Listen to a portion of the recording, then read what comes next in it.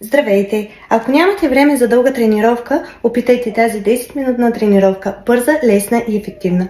Да започваме! Нагласям таймерът за 10 минути и стартираме. Започваме с клейкове 30 секунди.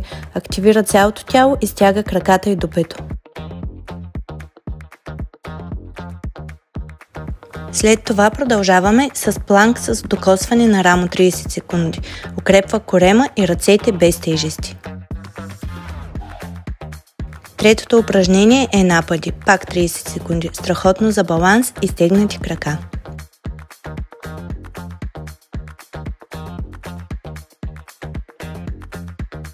И разбира се, Jumping Jacks. Това е едно страхотно кардио за ускоряване на метаболизма. След това 30 секунди коремни преси за силен и изразен корем.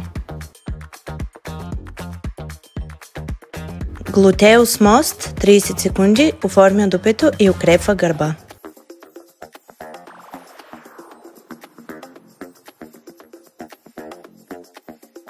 И накрая завършваме с изпитано упражнение за стабилност и сила, а именно планк 30 секунди.